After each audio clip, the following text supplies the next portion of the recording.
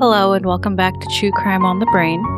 Today we've got some disclosures for today's episode. The following program is intended for mature audiences and listener discretion is strongly advised. Furthermore, True Crime on the Brain is for entertainment and educational purposes only. While we rely on public records and primary sources, this podcast is not a substitute for professional, legal, or medical advice. Many of the individuals mentioned in the story were never charged with these crimes. Any discussions of suspects should be viewed through the lens of historical investigation and the presumption of innocence. Finally, while this case involves over-the-counter medication, do not let the story deter you from taking necessary medicine. Modern safety standards are the direct result of the events we are about to discuss. Always follow the advice of your healthcare provider. Think about the last time you had a headache. A nagging throb behind your eyes, the pressure building in your temples. It's mundane. It's annoying. What did you do? You probably walked into the bathroom or maybe stopped at a convenience store. You reached for a bottle. Red and white. Trusted and true. You popped the cap, took 2 capsules with a sip of water, trusting that in 20 minutes the pain would fade. You trusted it. Now imagine that trust as a weapon. Imagine that inside that little gelatin capsule wasn't relief, but a ticking bomb. A dose of chemical annihilation so potent, it could kill an elephant. In the autumn of 1982, in the sprawling suburbs of Chicago, an invisible specter walked the aisles of grocery stores and pharmacies. It didn't use a gun or a knife. It used our own sense of safety against us. It turned the medicine cabinet into a morgue. 7 people died. The world panicked, and the shadow that did it just slipped away. Welcome back to another episode of True Crime on the Brain. I'm your host, Audrina. Tonight, we aren't looking at a crime of passion or a spree killer driven by rage. We are looking at something colder, something terrifyingly calculated yet completely random. A crime that changed the way the entire world packages everything from milk to ibuprofen. We are going back to 1982, the Tylenol murders. The poisonings that proved that sometimes the scariest monsters are the ones you let right into your own body. So turn down the lights, check the seals on your water bottles, and let's begin. September of 1982, Elk Grove Village, Illinois. It's a Wednesday morning. The air is getting that crisp, Midwestern autumn feel. 12-year-old Mary Kellerman woke up feeling sick. Sore throat, runny nose, just a nasty head cold. Her parents did what any parents would do. They gave her an extra-strength Tylenol capsule to help her feel better so she could maybe go to school. Mary went into the bathroom, and only moments later, her parents heard a thud.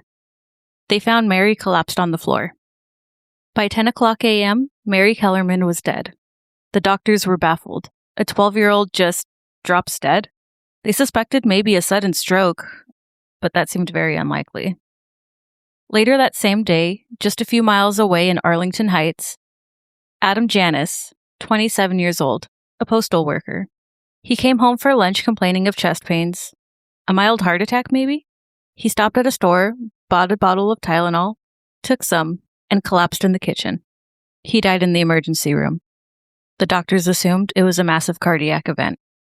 But the horror for the Janis family was just the beginning. The family gathered at Adam's home to mourn. The grief was thick. Adam's younger brother, Stanley, 25 years old, and Stanley's new wife, Teresa, 19 years old, were there. Understandably, the stress gave them headaches, so they went into Adam's kitchen, where they found a bottle of extra-strength Tylenol on the counter, the bottle Adam had just bought. Stanley took a couple. Teresa took a couple. Within minutes, they were both on the floor convulsing. By that evening, Stanley Janis was dead. Teresa would die 2 days later. 3 people from one family, dead in the span of 48 hours. All after being in the same kitchen. The police were initially suspecting carbon monoxide poisoning in the Janis home. It was the only thing that would make sense. But then there was Mary Lou McElwee in Lombard, Paula Prince in Chicago, Mary Rayner in Winfield, who had just given birth a week prior. All of them collapsed suddenly. All of them died rapidly. The symptoms were terrifying. Dizziness, confusion, rapid breathing, followed by seizures, coma, and cardiac arrest. It was a firefighter, Philip Capitelli, and a police investigator named Richard Keewer, who started connecting the dots between the disparate locations. They realized the victims had nothing in common. No shared workplace, no shared enemies, except one thing. In every single home of every single victim, there was a red and white bottle of extra-strength Tylenol. They rushed the bottles to the labs. The toxicology reports came back, and the results were bone-chilling. The capsules weren't filled with acetaminophen. They were filled with potassium cyanide. Cyanide is efficient. It works essentially by starving the body's cells of oxygen. You suffocate on a cellular level while breathing fresh air. The lethal dose of cyanide is small. The capsules found in the victims' bottles contained thousands of times the amount needed to kill a human being. Whoever did this wasn't just trying to make people sick. They were ensuring death, fast and absolute. The news broke late on Thursday, and a different kind of poison spread through Chicago. Panic and fear. Try to imagine it. This was before the internet. People were getting their information from TV and radio bulletins. Police cars drove down suburban streets using bullhorns warning people, "Do not take Tylenol. If you have Tylenol in your home, throw it away. Do not touch it." Hospitals were flooded with thousands of people convinced they were poisoned because they had a headache, the very thing Tylenol was supposed to cure. The randomness was the terror. It could be anyone. It was anyone. A 12-year-old girl, a new mother, a postal worker. There was no pattern to the victims. The only pattern was the weapon. The investigation that followed was massive. It involved local police across multiple jurisdictions, state police, and over 100 FBI agents. The first question, where did the poison come from? Was it a mistake at the factory? A disgruntled employee on the production line? The manufacturer of Tylenol, Johnson & Johnson, specifically their subsidiary, McNeil Consumer Products, was thrown into chaos. To their credit, what Johnson & Johnson did next is still taught in business schools today as the gold standard of crisis management. The CEO, James Burke, didn't try to hide. He didn't spin it. He went on television and was transparent. They stopped all production, they stopped all advertising, and then they did something unprecedented. They issued a nationwide recall on every single bottle of Tylenol on the market. 31 million bottles. They urged the public to turn in their Tylenol bottles. Police stations became collection points, piling up mountains of red and white bottles. Investigators analyzed the production batch numbers on the tainted bottles found in the victims' homes. They came from different batches manufactured at different plants in different states. This was the crucial clue. If the poison had originated in the factories, it would likely be confined to a specific batch or a specific plant. The fact that different batches were involved meant the poisoning didn't happen during manufacturing. It happened after. This terrified the FBI even more. This wasn't industrial sabotage. This was retail terrorism. The killer had gone into stores, grocery stores and drugstores, in the Chicago suburbs. They had taken several bottles of extra-strength Tylenol off the shelf, brought them home, and then placed capsules of cyanide inside of them. In 1982, there were no foil seals on bottles. There was no plastic shrink wraps over the cap. You just twisted the cap off. They took the capsules apart, which was easily to do, dumped out the medicine, refilled them with cyanide, put the capsule back together, and then put them back in the bottle. And then, the most chilling part, they returned them to the stores. They walked down the aisles, blended in with shoppers, and placed the poisoned bottles back on the shelves, right at the front, waiting for the next person with a headache. During the recall, they found even more poisoned bottles sitting on shelves in stores that hadn't been bought yet. They found them in the suburbs of Hoffman Estates and Wheaton. The geographic spread was wide, but all within the Chicago metro area.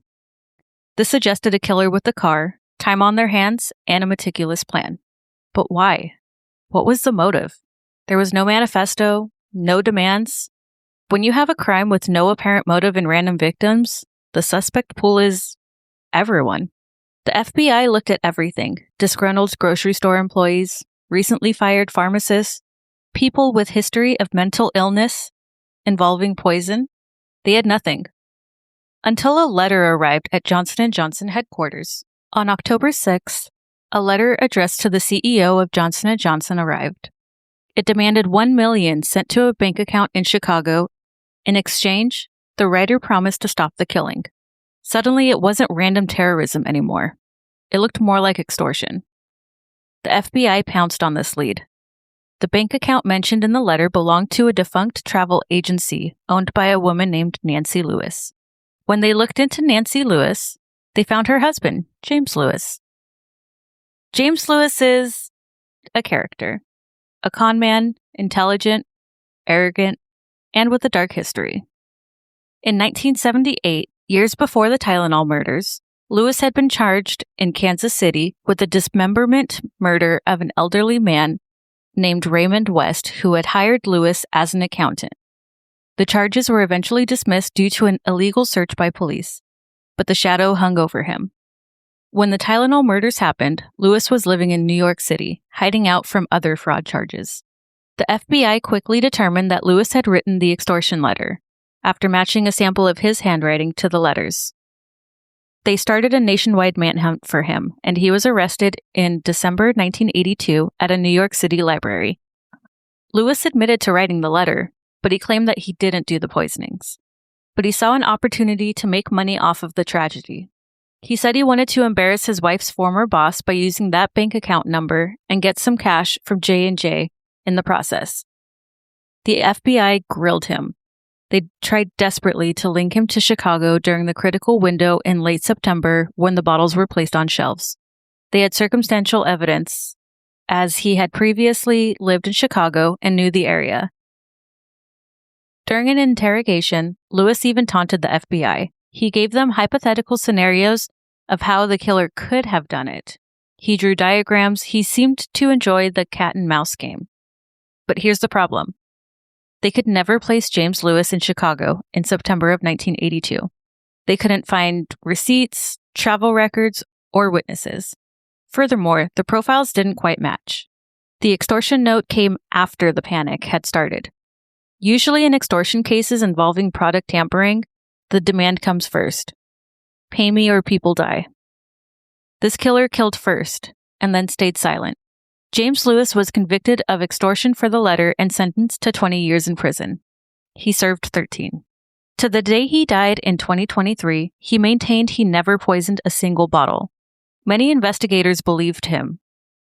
They saw him as an opportunistic vulture who tried to feast on a tragedy that he did not create. But if not Lewis, then who? Over the years, other names have surfaced. There was Roger Arnold, a dock worker at a warehouse that sometimes handled Tylenol. He was known in bars as a weird guy who talked about chemistry and poisons. Police questioned him, but shortly let him go. The pressure of being a suspect destroyed his life. He eventually had a nervous breakdown, and years later, shot and killed a man he mistakenly thought sold him out to the police. He has never officially been linked to the Tylenol deaths. Then, there are the darker, stranger theories. Some amateur sleuths have pointed to Ted Kaczynski, the Unabomber. Kaczynski was from the Chicago suburbs. His parents' home in Lombard, Illinois, was not far from where some of the poisoned bottles were purchased. The FBI even looked into him some years later. Kaczynski hated modern technology and corporations. Tylenol was a perfect symbol of both. What's more, he was in the area at that time as well. But the MO doesn't fit. Kaczynski built bombs. He left intricate clues and manifestos. He wanted credit for his ideology. The Tylenol killer wanted anonymity and chaos. The FBI officially closed the case, then reopened it, then closed it again. Thousands of leads were pursued, but 0 arrests for murder. The trail is colder than ice now. The physical evidence is decades old.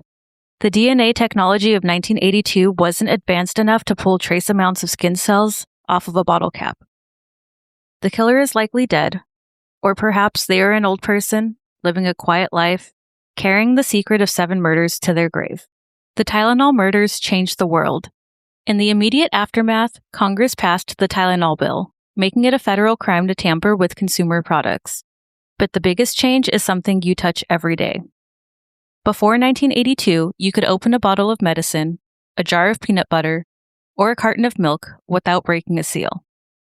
Johnson & Johnson, eager to save their brand, introduced the triple seal tamper-resistant packaging, the glued box, the plastic shrink band over the cap, the foil seal over the bottle opening.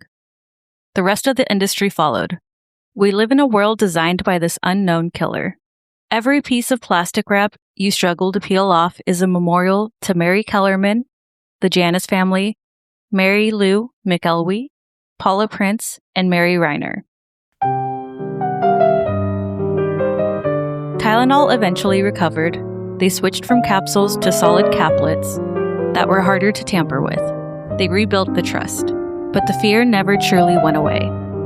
The Tylenol murders remain one of the most terrifying unsolved mysteries in American history because it broke the unwritten contract of society. The contract that says if you buy something from a store, it won't kill you. It proved how fragile our safety really is. How easy it is for one person with enough hate and enough patience to bring a city to its knees without ever firing a shot. So tonight, when you brush your teeth or take your vitamins, take a second look at that bottle. Be grateful for that stubborn little foil seal. And remember that the person who made that seal necessary got away with it. I'm Audrina. Thanks for joining me. Remember to stay sane with True Crime on the Brain. Thank you for listening.